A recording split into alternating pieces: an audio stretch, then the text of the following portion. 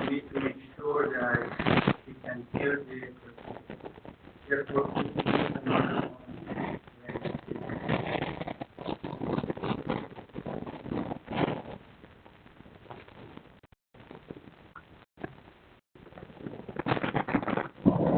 Good morning, everybody. Lance Maxwell here, State Regional Director for Hudson Valley, also Secretary for the Mid-Hudson South Transportation Coordinating Committee, or TCC.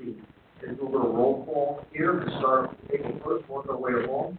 I'll leave you first.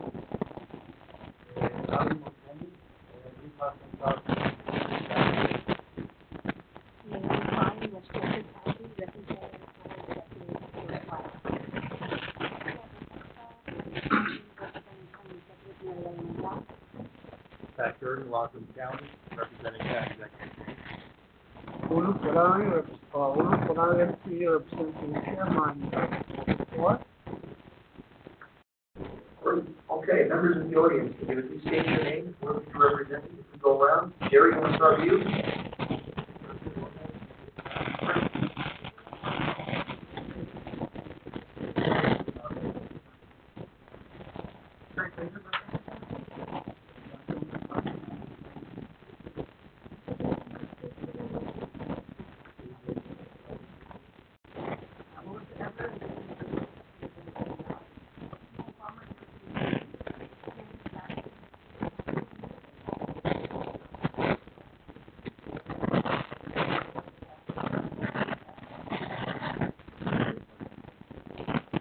Great. Thank you, folks. Is there anybody on the phone for the Port Authority of New York and New Jersey?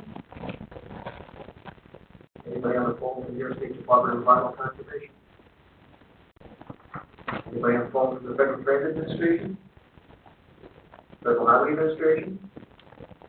U.S. Environmental Protection Agency? Or Western Connecticut Council of Governments?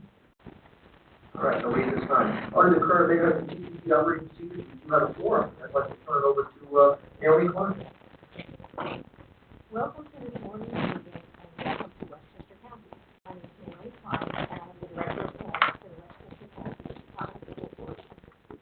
I represent County Executive Stuart Ladner today as the Chair. I want to emphasize that County Executive Ladner representing York County is important to the work of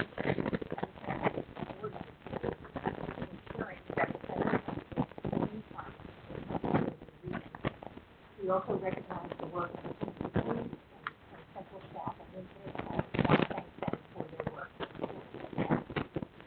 We're also going to webinar.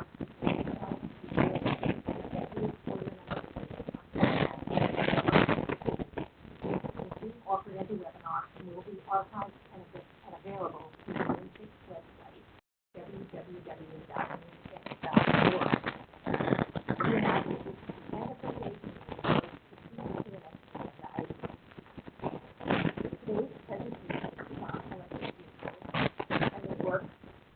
Live Hudson Valley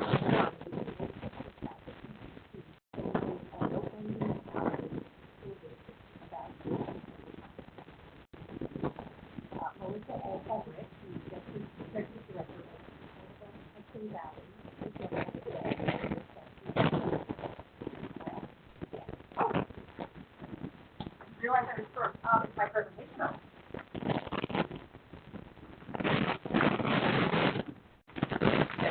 Green logo. Thank you, everybody. I'm so excited. And I'll just say that the person who really should be here is Seth Legman, who is our program manager. He just flew back from visiting his mother in Texas and woke up with fever and not able to get out. So I've really been excited to work with Seth and with some of the partnership models for educating municipalities, the public, and importantly, car dealerships and the industry about electric vehicles, building on work that he's done with some of you over literally decades. I don't know how to, I need my presentation. Okay, this is not familiar to me, so. Sorry. I'm looking as soon as possible.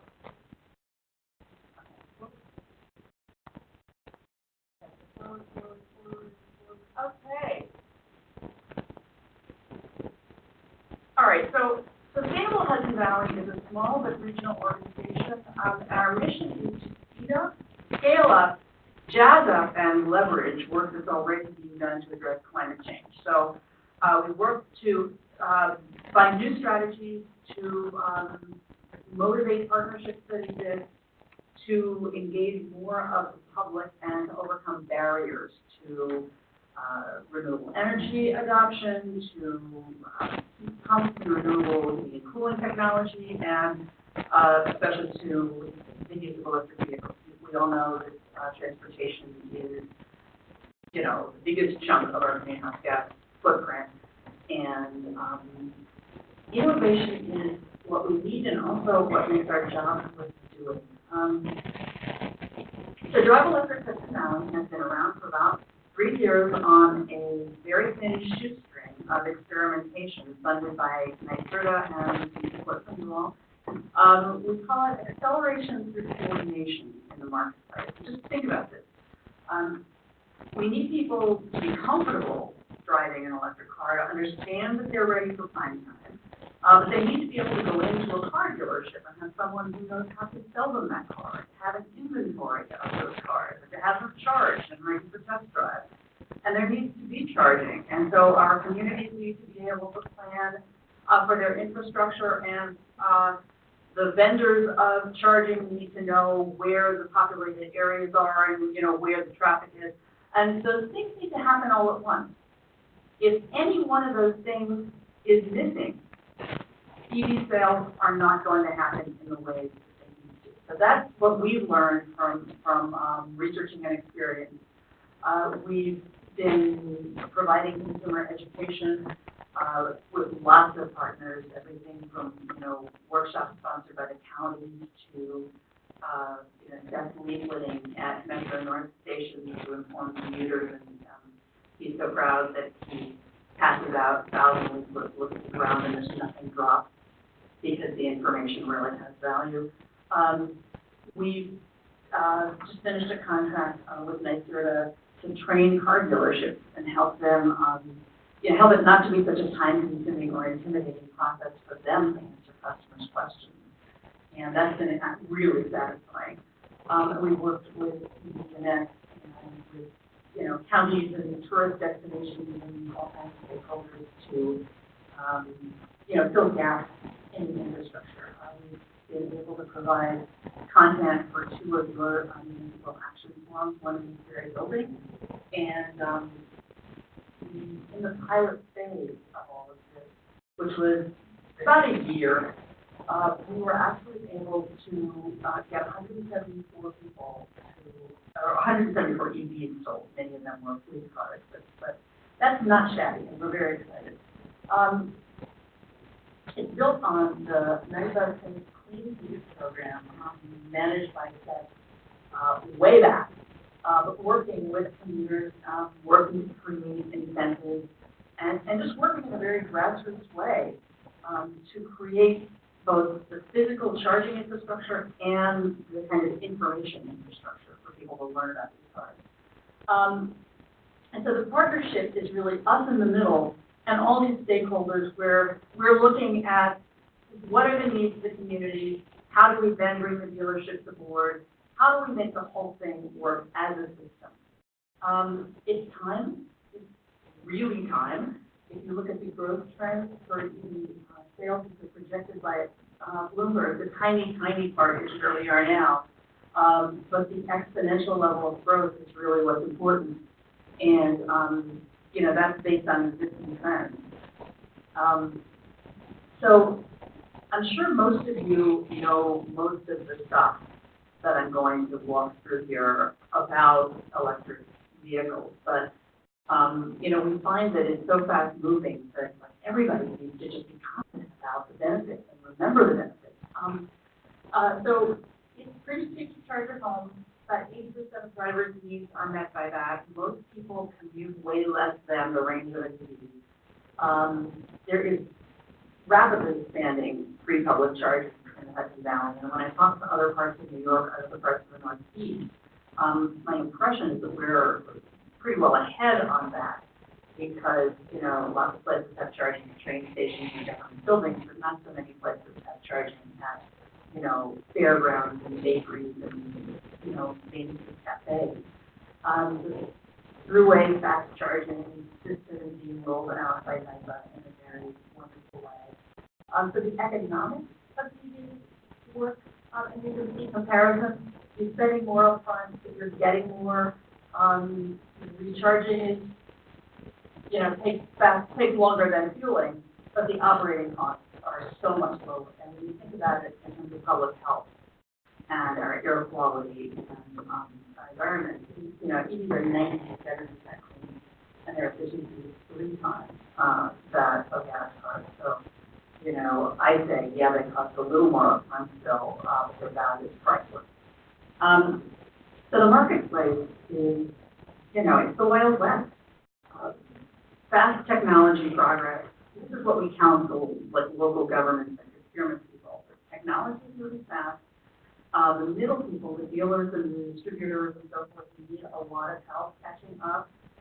There are more and more automakers involved, more and more offerings. And I went to the New York Auto Show this year for the first time and was stunned at how many electric cars, concept cars, were being unveiled, even as the supply of regular cars that people could drive was inconsistent. There's always breakthroughs on the horizon, and some very real ones like the plummeting cost of batteries and storage. And there's an emerging used EV market. You can get an electric vehicle for local use, so to get you around town, on eBay for cheap. So whoever you are representing, if you're thinking about electric vehicles, the point we emphasize is don't just think about today, think about a year or two, think about where things are going, take time to understand your options. Just some examples of the range, for the Chevy Bolt, 253 miles.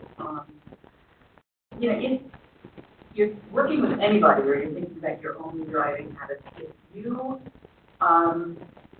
if you're like me and you don't always know where you need to drive, get a plug-in hybrid because you have the gasoline engine. You just don't have to worry. If you have more of a kind of a fixed, travel pattern, there are lots of all-electric cars that will work for you. Chevy Bolt is, I know a lot of people with Bolt. And Tesla Model 3. So all those sedate choices, all those reasonable choices for reasonable people, and I would be remiss if I didn't mention that there are also like exciting, jazzy, not just rational choices. The Tesla Model S can be an investment for things like police, and there are cases that you might invest in or not. And this is one of the favorite slides. Range between 250 and 315 miles, depending on how you drive it. Is fast. And electricity is not just for passenger transport; it's the entire spectrum. And some of the things that they are for focusing on transit buses and school buses. So, we're happy to share what we know in all that subject matter and to find experts to help municipalities know where we don't know. The state has been rolling out incentives, as have the utilities. The Drive Clean rebate for electric vehicles is based on the range of the car, but a lot of dealerships now offer that. It's been very helpful. And so if you're thinking, this is the kind of content that we've been providing in the previous municipal action forum. If you're thinking about funding, you need a charging station. There's lots of options, and it's worth, again, doing your homework. Spec out charging stations and do a design build. There's service providers you can partner with at scale. There are power companies that will finance school bus investments with municipal fees through purchasing. And, we've been learning that local dealerships, if you talk to them about your needs, will try to meet your needs. So that's where we are. We're at a point where the Northeast states have made a pact and started working with car dealers and committed to, along with California, to get 12 million EVs on the road by 2025. Our share is around $1 million. Kind of wiggle, but we need to really scale up the marketplace in a way that is not yet happening. Thanks a lot to our help and people we've worked with, the dealerships are not so much without EVs. They're starting to be inventory. And some of them, when we did our training project, we found they were sitting on the old inventory and not really knowing what to do about it. So this coordinated outreach becomes more important than ever. Consumer education to build confidence, industry and dealership capacity to meet that demand, and making sure that they're on scalable infrastructure. So we think about that, and we've been thinking a lot about messaging. That is a fighter that means that he's really sorry he's not here. Newsflash, car buying is not all rational. People like to get excited about things. So if you saw, I'll keep it there. We handed out a document called the Clean Power Guide, which we produced with Luminary Media. We did a print version, an online version that has 75,000 readers. It's a consumer education tool, and I'll leave all of those here. But it helps all of us educate our constituents about solar and heat pumps and EVs, energy efficiency. The article that's separated in there is called Beyond Range Anxiety, putting the fun back into EV shopping. It's a good read. So we did a survey at the beginning about how people wanted to learn about EVs and part of the online courses, but really talking to current EV drivers, really digging in their experience. And so a lot of our program is test drive and educational events. And we believe that needs to be scaled up sharply. We've been doing 3 or 4 public events for National Drive Electric Week. This year it might be 6. But we have community organizations reaching out to us all the time. Like, how do we get EVs? How do we do test drives? So that's a demand we need to meet. The automakers in the Northeast states have got a program. Interesting that I think all of you should delve into right now. It's being just piloted in the Mid-Hudson up in Ulster County and over in Connecticut and other states. It's called Destination Electric, and the idea is, again, to get the high ground in putting out the message that EVs are ready for prime time now, putting information in all kinds of tourist destinations and restaurants and cafes and so forth that are near charging with this Destination Electric kind of information message. And we are hired right now to get local press for that and to identify places around the region where that can expand. So I hope you'll all want to give us your guidance, good destination electric spots in Putnam and Rockland and Westchester counties. Our focus now, as I'm going to wrap up shortly, our focus now is on how do we take the ingredients of this program that we piloted and really design it in a scaled up way. We're talking, we've been really good at getting a few hundred cars sold and learning what that takes. But we need to get millions of cars on the road, and that's going to be much more of a media-based strategy. It's going to be much more of a concerted strategy with communities. So that's our kind of growing edge, and we'd love to explore that with you all. I won't belabor this, but just the dealership piece has been critical. And now I want to take a reverse thing. Do we have another couple minutes? Okay, all right. I want to really kind of drive home the point that I made as we're, the last thing I have for you. That in thinking about electric cars, too often we worry about the convenience factor. We don't notice how fast the charging is rolling out. We don't notice how fast the technology is improving and the prices are coming down. So we get on the defensive. And the article I mentioned about the fun of shopping is part of our response. Well, no, there's more of that in here. And TV advocates are getting bolder.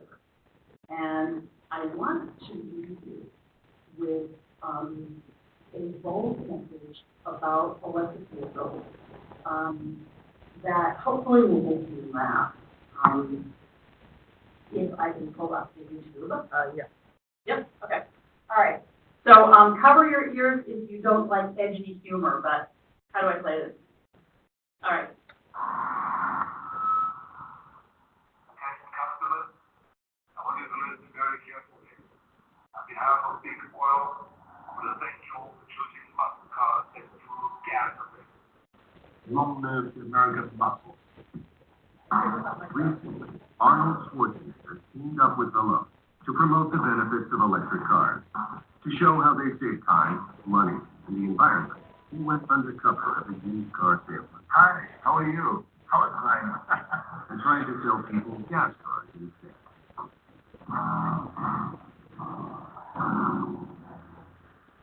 Hello. Looking for a car? How is China? How's that? Yeah. We're looking for, like, electric. Fuel efficient, like, quiet. That's exactly what you're looking for.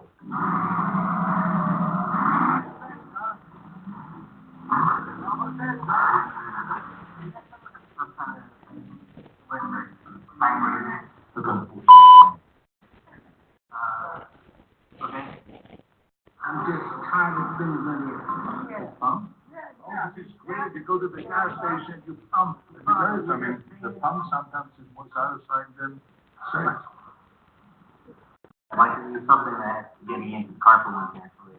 Oh, you mean a cigarette? This is your lucky day. Anyone that buys a car today gets a free bumper sticker. I'll be back.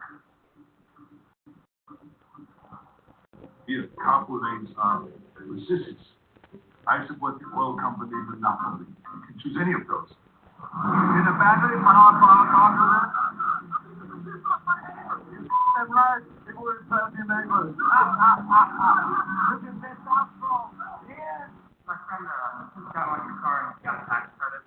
Tax credit? Or you want a street credit? You know that the planet is too crowded right now, right? Gasoline cars create pollution. It curbs population. Brings it down. That is the idea. That's not the way to go about that. So quiet in here. Well, that's the problem, see? It is so quiet that you hear literally everything that your family says. Think about that for a second. You don't like the car, huh? I love the smell of it sauce. Smell it. Look, actually, supervisor in here. Could I actually go please supervisor? Can we get a supervisor there? Or let me get the manager, all right? Okay. All right. Are you calling as well? Yeah, you too. Hello, I'm Gary, the sales manager. That's for me. How can I help you? Electric cars save money, time, and environment, not sacrificing any of the fun and excitement of driving. With over 40 available makes and models, you've never had more reasons to go electric. Go to electricforall.org and join us. Do it now. Come and see if you want to live. All right, thank you. That's what I got. Just the idea that it's time to go on the offensive, and I welcome your comments or to get yanked in what you want. First, I'd like to know, are there any questions from the members? Yeah, I also have a question to you, Melissa. You talked about a lot about the car, and charging infrastructure. So what is involved, a residence or a community residence? Okay, I'll give you a basic answer, and Seth can give you more depth, but that's one of the things that dealerships need to know how to advise you. Your home, your regular electricity, if the outlets aren't old, will charge adequately if you don't mind taking forever. There are upgrades that are generally affordable for a home charger that will make it somewhat faster. And then it gets much more complex from there. So it's beginning to be, trained electricians and advisors, you can access tools to help you do the right thing. Anything else? I mean, it depends on exactly your electrical capacity and what the car is, but it might take overnight. Yeah. So, I mean, electric cars, driving a gas car, you have to know where the gas stations are. There's a different kind of planning that you need if you're thinking about investing in an EV. It's about, how long are you home? Where do you drive? There are apps to help you find the charging. So you just have to kind of plan for your own situation.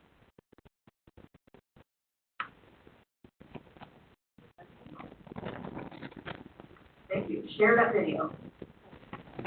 I'd like to know from you overview of the independent board and then I will going to provide an overview of the development of the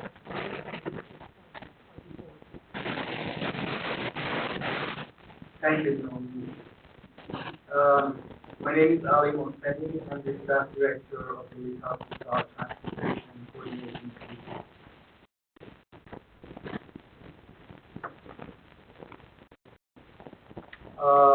I did have an overview of the development of the federal fiscal year 2020-2024 Transportation Improvement Program. The NIMTEC public participation procedure requires a regional transportation plan for RCC and related transportation components determination to be publicly reviewed. The main public review period for the proposed federal fiscal year 2020-2024 peak was held from June 24th to July 23rd. Additionally, the public notice for this meeting issued on August 6th indicated that comments would be accepted on the peak up to the time of the meeting. Let me tell you a bit about NIMTEC. We are a metropolitan planning organization for New York City, Long Island, and the Lower Hudson Valley. In order to receive federal transportation and planning funds, federal regulations require that each urbanized area with a population of 50,000 or greater must have a planning process. In this region, in New York City urbanized area, implementing the transportation planning process is the responsibility of the New York Metropolitan Transportation Council. NIMTEC is a regional council of government consisting of 9 working and 7 advisory members. NIMTEC is an organization required by federal legislation, as I mentioned, which authorizes funding for transportation in this region. NIMTEC is an organization that is responsible for the mandated metropolitan transportation planning process, and NIMTEC provides its region with a collaborative planning forum in which to gather transportation-related issues from the regional perspective, and to plan for and make decisions on the use of federal transportation funds.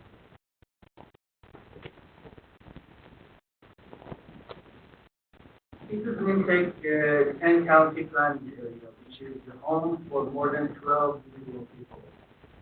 This is approximately 65% of New York State population and 4% of the population of the nation. Our planning area covers approximately 2,440 square miles. As you can see, this planning area is divided into sub-regional areas. It allows us to better respond to local needs. We are currently located within the Lower Hudson Valley area and the Mid-Hudson South members with transportation planning. The other areas are served by not-for-profit CCC and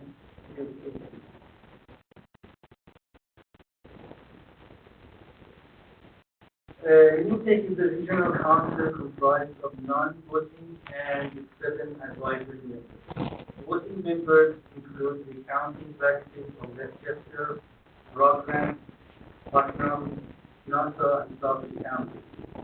New York City Department of Transportation, New York City Department of City Planning, New York State Department of Transportation, and Metropolitan Transportation Authority, MTA.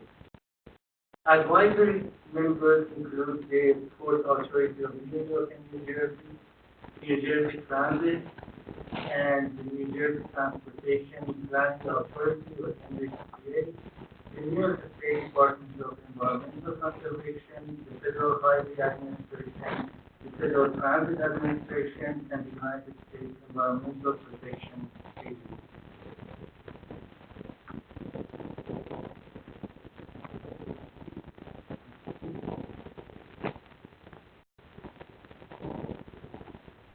Okay, this slide demonstrates a continuing, cooperating, and comprehensive planning process required for receipt of federal transportation funding.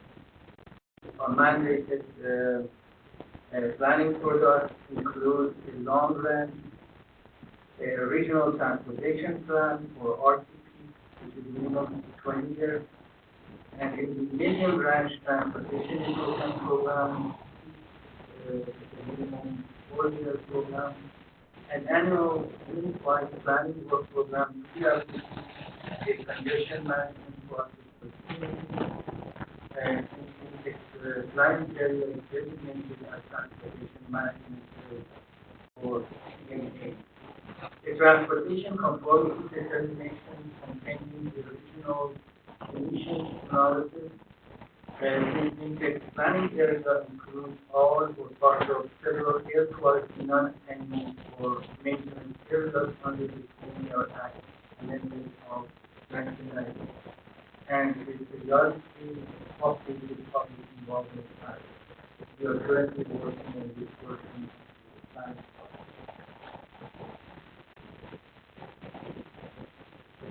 What is the role of the chief in the planning process? The chief is a multi-year, multi-modal program of transportation improvement project drawn from the original transportation plan. The chief is a 5-year program organized by federal fiscal year starting October 1st to September 30th. The chief includes transit projects, roadway and bridge projects, including rehab or construction, bicycle pedestrian projects, and safety projects, system and demand management projects.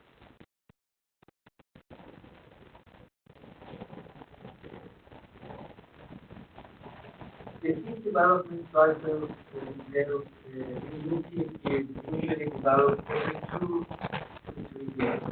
Development cycles are coordinated with a statewide chief or system development strategy. During each cycle, existing projects are updated and new projects are programmed and new fiscal years are added. Our last 2 cycles include for the federal fiscal year 2017 to 2020.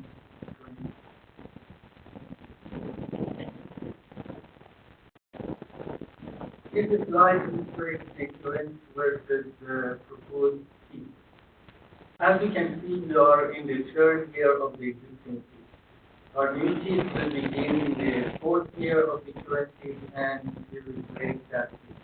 This will be the start of the new 5-year transportation program, beginning October 1st, 2019, the start of federal fiscal year 2020.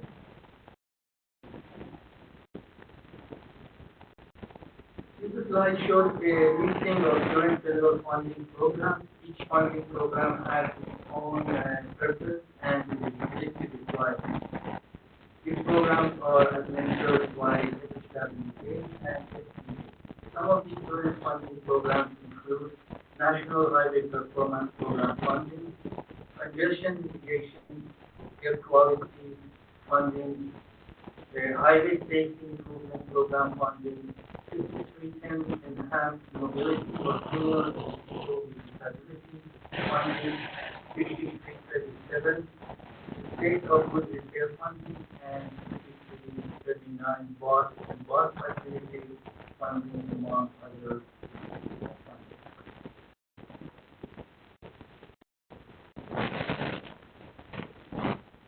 The planning targets for the proposed federal fiscal year 2020-2024 are set with the following assumptions.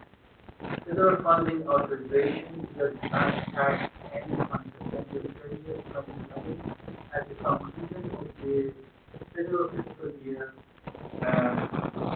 2020. Funding levels for the federal fiscal year 2021 to 2024 are assumed at similar levels to the past tax authorization. New York State Department of Transportation uses the funding level to develop planning targets for each of its administrative regions.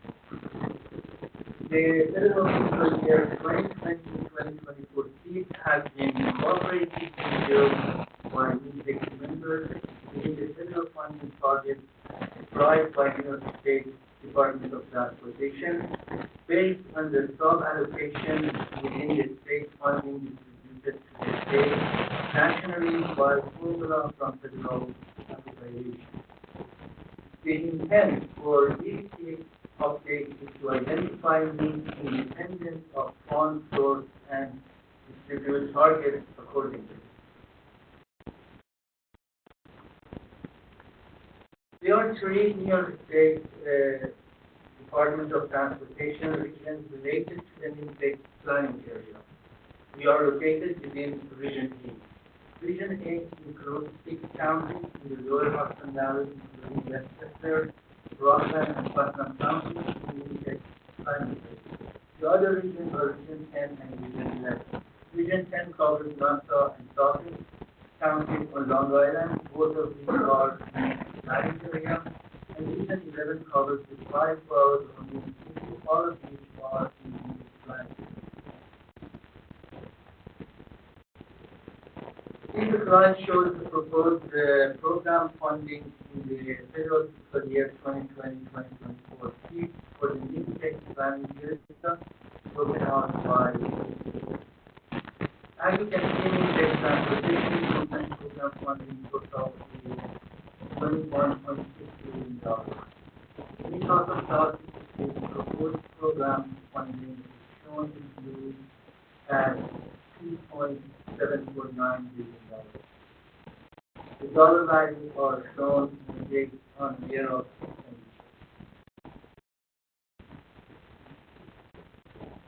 This slide shows the breakdown of the proposed program funding in the federal fiscal year 2020-2024 by federal, state, and local dollars.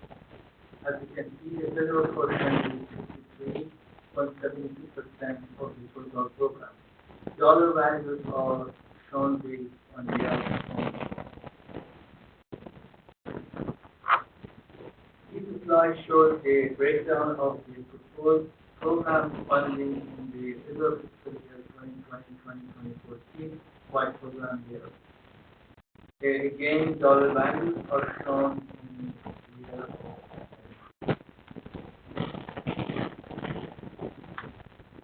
In addition to publishing the fees for public review, intake must be available in an electronic and accessible format. We have the project visualization link shown here for that purpose.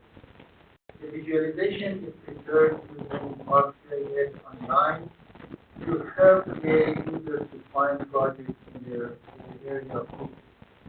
This link can also be found on the intake website.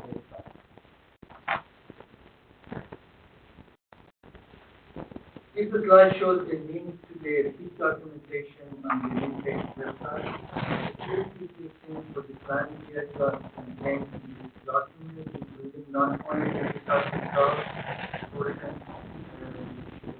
we are here to recommend today, but the Long Island and portion. The non-for-profit CCC and New York City CCC held their respective meetings to recommend their portion of the CCC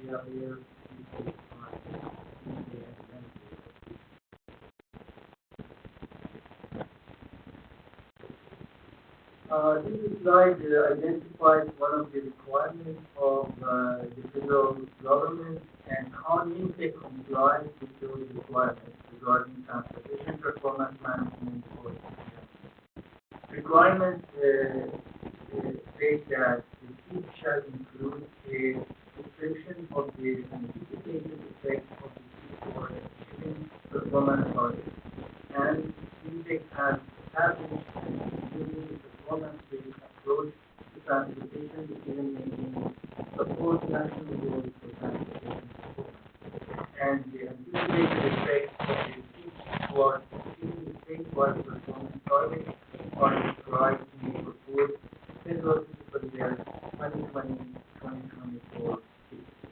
National performance goals include safety, infrastructure conditions, including bridge and pavement, congestion reduction, system reliability, freight movement and economic vitality, environmental sustainability, reduced project delays.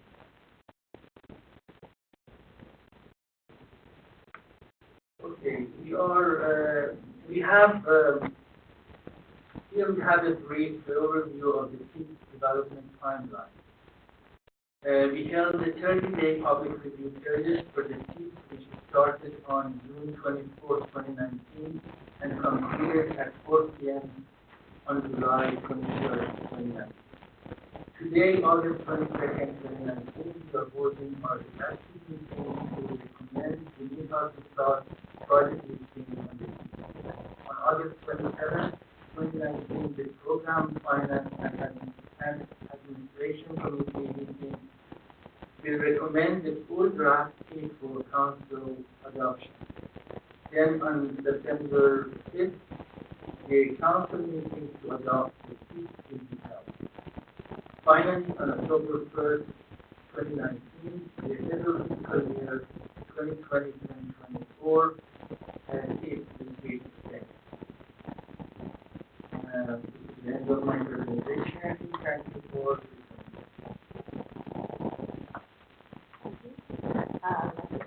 Now, are there any questions from the members? Any questions from the audience? Okay, we'll move to the next agenda item, public participation. The main public review period for the federal fiscal year 2023 to March 23rd. Comments submitted during that period and up to yesterday, and the latest responses to those comments are available at the sign-in table. Please the public meeting to the executive meeting to be on August 6th, executive business comments on the document. We will be formally recommended today for inclusion and companionship. During that period, we received no additional comments related to the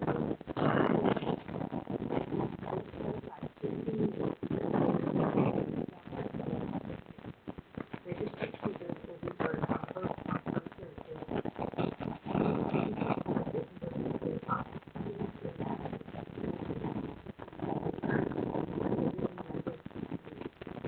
We ask these speakers to stop and use their time. There is time and the period after the registered speakers continue. I will ask questions on registered comments. I would ask you to please move to the microphone so that your statement is recordable on the record. Those participating by webinar may enter comments in the chat. We have one registered speaker.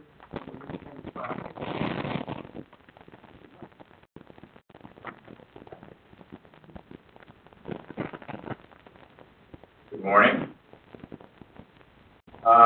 I submitted written comments, so I'm here today to augment those comments.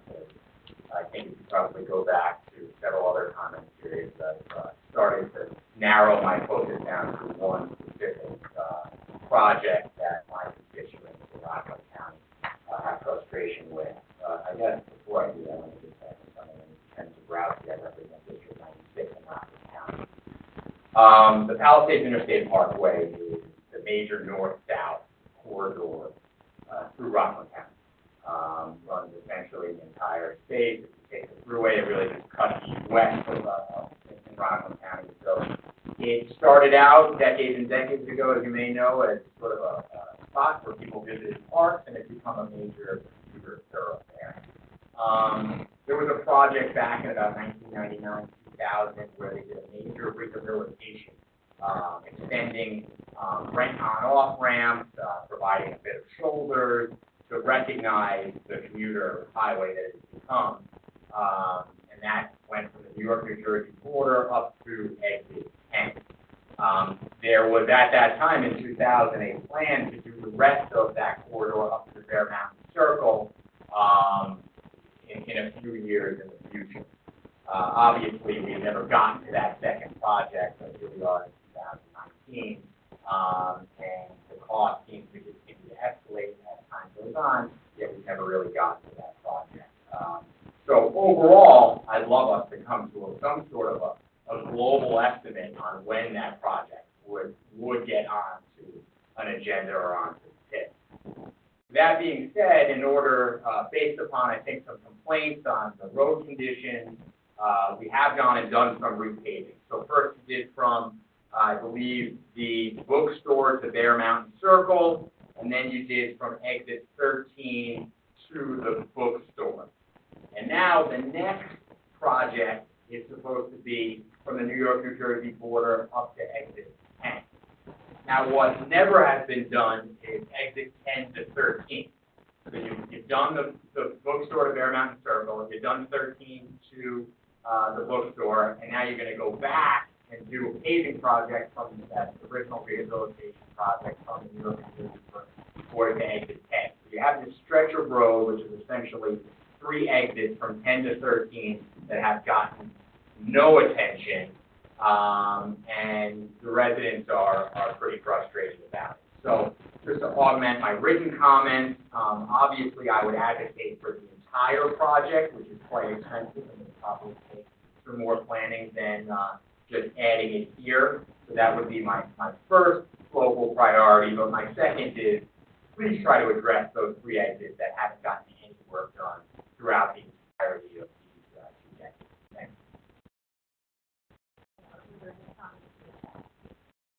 No.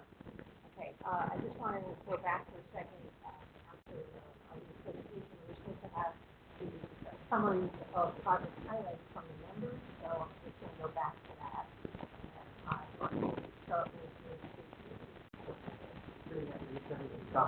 Trying to share what we have as best we can. All right, as part of the 2020-2024 Transportation Program update, the department is investing about $145 million towards repaving highways in the Hudson Valley. Obviously, that's not enough. There's a lot of roads that we worked on. A lot of it comes from the limited funds and resources available to do this work. So in our preservation model that we're continuing in, we are striving to get the biggest bang for the buck by trying to hit the highlighted roads that serve the most people. Admittedly, there are areas that need additional funding to work. We're happy to work with the Senate Assembly and MHSTCC to try and promote investments in other areas throughout the next 4 years beyond the tip. It's a source of work for us and for the elected officials and this organization as well. We'll also see enhancements on the bridge system. Similarly, a lot of our bridges need a lot of work. So we're going to continue to invest in that infrastructure. Obviously, critical first. When we have the red flag, a major issue that kind of attention. But there's a lot of infrastructure throughout the Hudson Valley to work. So we work to prioritize, set agendas in alignment with political and local communities and finding multi-funding mechanisms that are possible. Thank you. Okay. At this time, I'd like to ask one comment from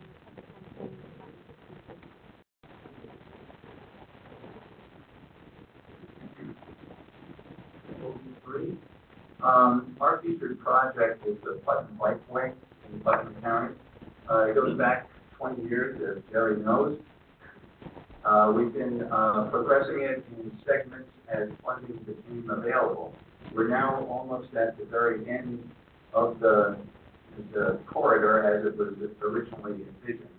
We have 2 small projects in Brewster that have yet to be finished. Our target date for completion is December of 2020. And we also are coordinating with the Empire State Trail project. I'm sure many of you know about that project. It's being actually constructed now in parts of Putnam County and Dutchess County. It's being constructed by Metro North Railroad because it is their right-of-way that section is situated on. And their completion date is also December of 2020. So we're coordinating with them, and hopefully, and we expect it to be the case, that December 2020, the entire corridor will be complete, and the public will be using it vigorously. And at that point in time, the entire corridor will be complete from New York City through Westchester, through Putnam, into Dutchess County, up to Poughkeepsie, and then actually across the Hudson River, the old railroad bridge, all the way over the Hudson. So we're pretty excited about that, and I think that you'll see when it is completed and all the connections are made, that this alternative transportation facility will become a primary transportation facility for many of the public for many years to come. I think that is all the comments I had to make. I don't know if there's any questions. Do I entertain questions? Okay. Thank you. Sure.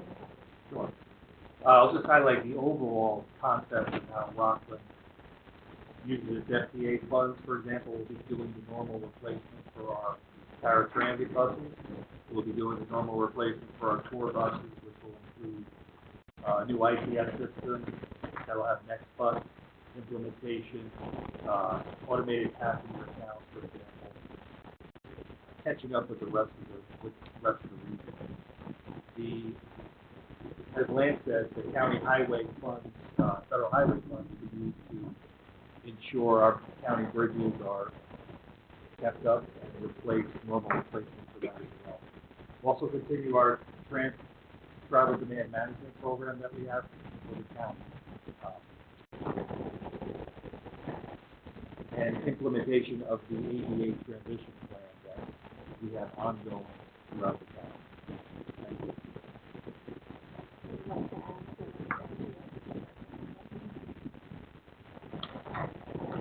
At this point, MTA's capital program for 2020-2024 is currently being developed. And that's why, for that reason, at this point, we don't have a project list right now because the project list has not been approved by the board. And until that has happened, at this point, we just have all the funding assumptions blocked out for now. And until the board approves the project list, we don't have anything to highlight at this point. Thank you. Projects are also like our planning projects are like to continue every few months, so we cannot guarantee like the projects will go out, and since we don't get like a spread on rate type of content of the Now, let me just make an addition to what I said. After the board approved the program list, MT will come back to INSEC to have all these amendments to this 2024. I'll just emphasize that from a Westchester project, we're looking to replace vehicles that are 15 years past, which we know that they're so large. From 2020 to 2024 time period, we'll be replacing 30-foot and 40-foot buses and transit vehicles, and we're also looking to integrate electric vehicles into another major area at emphasis facilities that could be storage and facilities, and we'll be making bus stops and real-time signs and upgrading our computer-aided dispatch automated vehicle located for our bus system, and our purpose of all these projects is to keep our assets in a state of good repair and making sure that operations. We're also looking to people in our roads bridges and take good repair, and our transportation demand management program, known as our smart community program, will continue that to outreach to employers in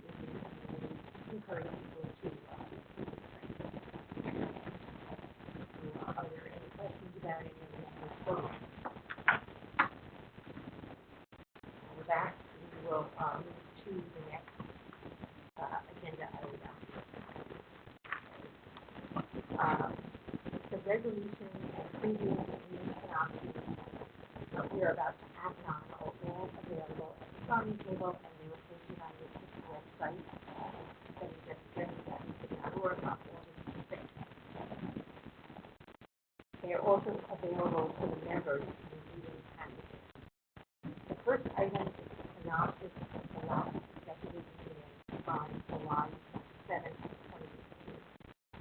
Do I have a motion to accept the meeting synopsis?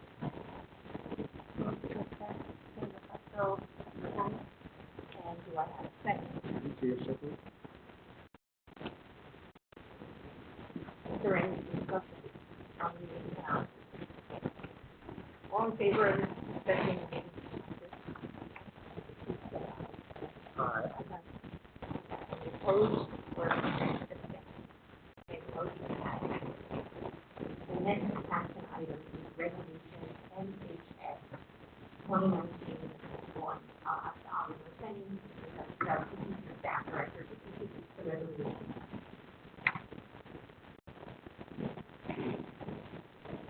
Resolution MHS 20-2019-1 recommends the proposed project listing for the Newcastle South HUDSON to the full intake council for inclusion in the 2020-2024 scheme.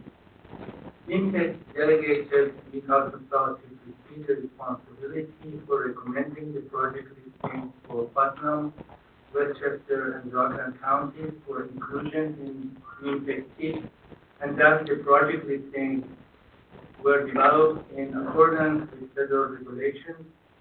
The proposed project listings have gone through a 30-day public review period.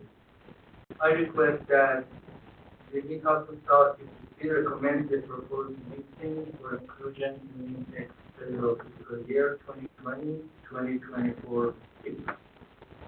Thank you, Ali. Do I have a motion to accept the resolution?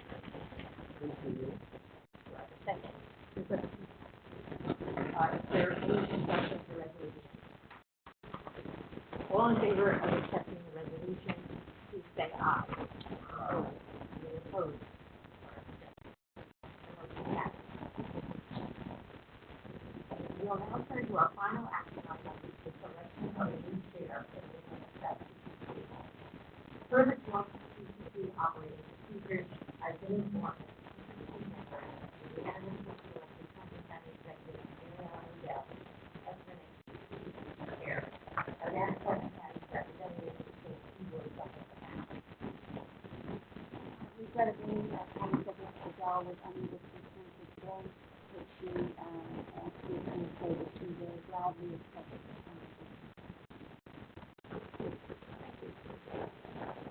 The County Executive's first meeting was to convene the next CCC executive meeting. And staff will arrange the details of the meeting in the public website. Our next agenda item is to meet any of the committee members of